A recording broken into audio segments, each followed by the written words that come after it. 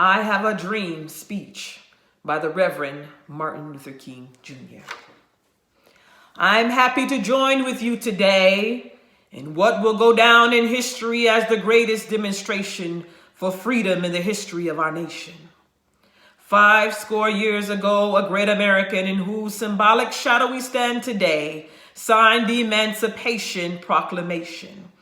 And this momentous decree is a great beacon light of hope to millions of Negro slaves who have been seared in the flames of withering injustice. It came as a joyous daybreak to end the long night of their captivity. But 100 years later, the Negro still is not free.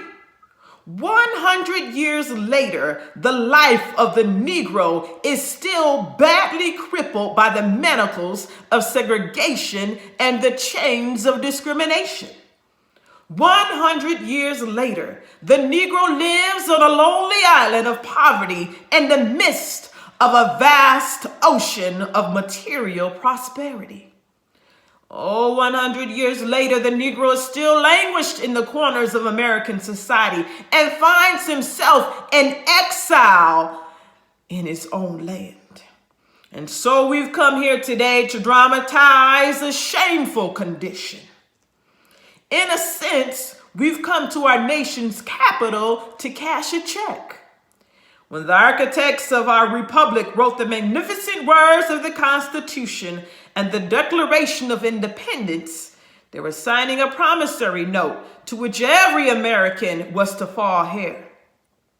And this was a note that all men, yes, black men as well as white men, would be guaranteed the inalienable rights of life, liberty, and the pursuit of happiness. And we must forever conduct our struggle on the high plane of dignity and discipline. We must not allow our creative protests to degenerate into physical violence.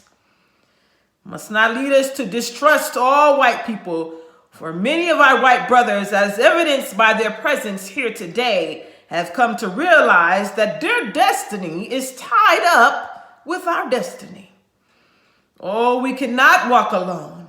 And as we walk, we must make the pledge that we shall always march ahead and we cannot turn back. And there are those who are asking the devotees of civil rights, when will you be satisfied? And we can never be satisfied as long as the Negro is the victim of unspeakable horrors of police brutality. And we can never be satisfied as long as our bodies, heavy with fatigue of travel, cannot gain lodging in the motels of the highways and the hotels of the cities. We cannot be satisfied as long as the Negro's basic mobility is from a smaller ghetto to a larger one.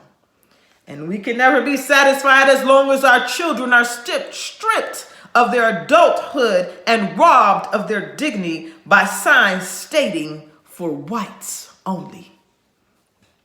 We cannot be satisfied as long as the Negro in Mississippi cannot vote and the Negro in New York believes he has nothing for which to vote. No, we are not satisfied and we will not be satisfied until justice rolls down like waters and righteousness like a mighty stream. And I say to you today, my friends, even though we face the difficulties of today and tomorrow, I still have a dream. It is a dream deeply rooted in the American dream.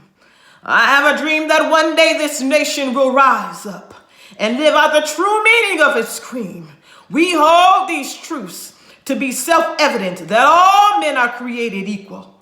I have a dream that one day on the red hills of Georgia, sons of former slaves and the sons of former slave owners will be able to sit down at the table of brotherhood. I have a dream that one day the state of Mississippi, a state sweltering with the heat of injustice, sweltering with the heat of oppression, will be transformed into an oasis of freedom and justice. I have a dream that my 4 little children will one day live in a nation where they will not be judged by the color of their skin, but by the content of their character. I have a dream. I have a dream that one day in Alabama, with its vicious racists, with its governor having his lips dripping with the words of interposition and nullification, will one day, right there in Alabama, little black boys and black girls will be able to join hands with the little white boys and white girls as sisters and brothers. I have a dream today that this will be the day when all of God's children will be able to sing with new meaning. My country, 'tis of thee. Sweet land of liberty, of thee I sing. Land where my fathers died. Land of the pilgrims cried. From every mountainside let freedom ring. And if America is to be a great nation, this must become true. So let freedom ring from the prodigious hilltops of New Hampshire.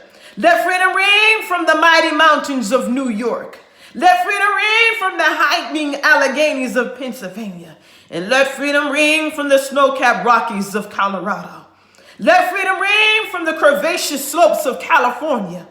But not only that, let freedom ring from Stone Mountain of Georgia. Let freedom ring from Lookout Mountain of Tennessee. And let freedom ring from every hill and molehill of Mississippi. From every mountainside, let freedom ring. And when we allow freedom to ring, we will let it ring from every city and every hamlet, from every state and every city. And we'll be able to speed up that day when all of God's children, black men and white men, Jews and Gentiles, Protestants and Catholics, will be able to join hands and sing in the words of the old Negro spiritual. Free at last, free at last. Thank God Almighty, we are free at last.